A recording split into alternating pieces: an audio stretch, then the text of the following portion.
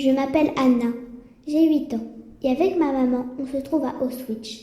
J'en ai marre d'être enfermée comme dans une prison, d'être obligée de porter une croix jaune sur mes vêtements, et d'avoir peur tout le temps de ces grands messieurs qui nous surveillent avec un fusil.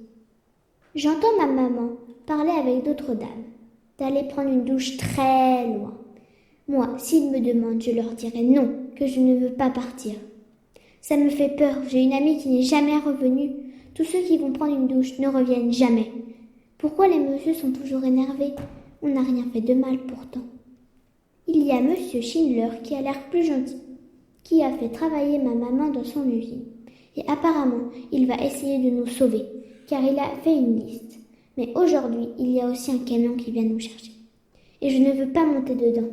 Un monsieur me tire fort pour m'emmener. Mais je ne veux pas. Alors je pleure et je crie. Mais maman et les autres dames ne peuvent rien faire.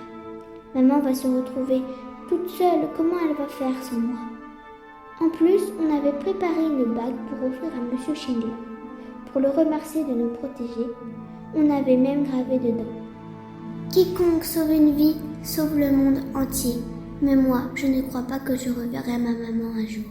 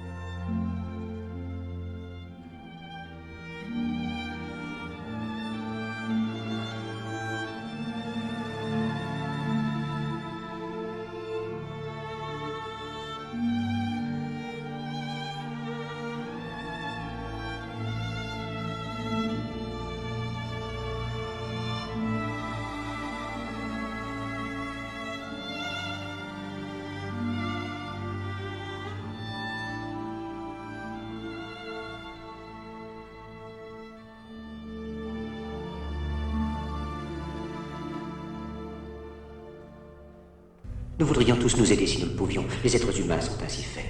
Nous voulons donner le bonheur à notre prochain par lui donner le malheur. Nous ne voulons pas haïr ni humilier personne. Dans ce monde, chacun de nous a sa place et notre terre est bien assez riche. Elle peut nourrir tous les êtres humains. Nous pouvons tous avoir une vie belle et libre. Mais nous l'avons oublié. L'envie a empoisonné l'esprit des hommes, a barricadé le monde avec la haine, nous a fait sombrer dans la misère et les effusions de sang. Nous avons développé la vitesse pour nous enfermer en nous-mêmes. Les machines qui nous apportent l'abondance nous laissent dans l'insatisfaction. Notre savoir nous a fait devenir cyniques. Nous sommes inhumains à force d'intelligence. Nous ne ressentons pas assez et nous pensons beaucoup trop. Nous sommes trop mécanisés et nous manquons d'humanité. Nous sommes trop cultivés et nous manquons de tendresse et de gentillesse. Sans ces qualités humaines, la vie n'est plus que violence et tout est perdu. Les avions, la radio nous ont rapprochés les uns des autres. Ces inventions ne trouveront leur vrai sens que dans la bonté de l'être humain, que dans la fraternité, l'amitié et l'unité de tous les hommes. En ce moment même, ma voix atteint des millions de gens à travers le monde. Des millions d'hommes, de femmes et d'enfants désespérés, victimes d'un système qui torture les faibles et emprisonne les innocents. Je dis à tous ceux qui m'entendent, ne désespérez pas. Le malheur qui est sur nous n'est que le produit éphémère de l'avidité, de l'amertume de ceux qui ont peur des progrès qu'accomplit l'humanité. Mais la haine finira par disparaître et les dictateurs mourront. Et le pouvoir qu'ils avaient pris au peuple va retourner au peuple. Et tant que les hommes mourront, la liberté ne pourra pas périr. Soldats, ne vous donnez pas à ces brutes, à une minorité qui vous méprise et qui fait de vous des esclaves, en régiment toute votre vie, et qui vous dit ce qu'il faut faire et ce qu'il faut penser, qui vous dirige, vous manœuvre, se sert de vous comme chair à canon, et qui vous traite comme du bétail.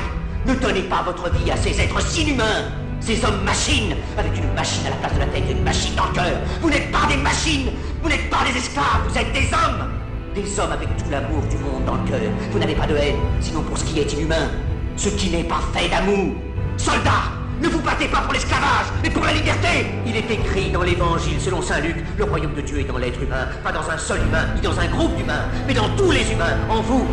Vous, le peuple, qui avez le pouvoir de créer les machines, le pouvoir de créer le bonheur. Vous, le peuple, en avez le pouvoir de rendre la vie belle et libre, le pouvoir de faire de cette vie une merveilleuse aventure.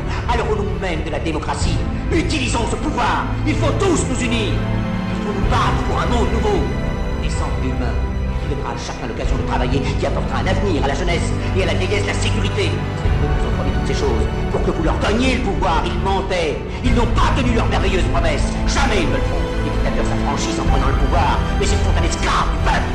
Alors il faut nous battre pour accomplir toutes leurs promesses. Il faut nous battre pour libérer le monde, pour renverser les frontières et les barrières raciales, pour en finir avec l'avidité, avec la haine et l'intolérance. Il faut nous battre pour construire un monde de raison, un monde où la science et le progrès mèneront tous les hommes vers le bonheur. Soldats, au nom de la démocratie, unissons-nous tous!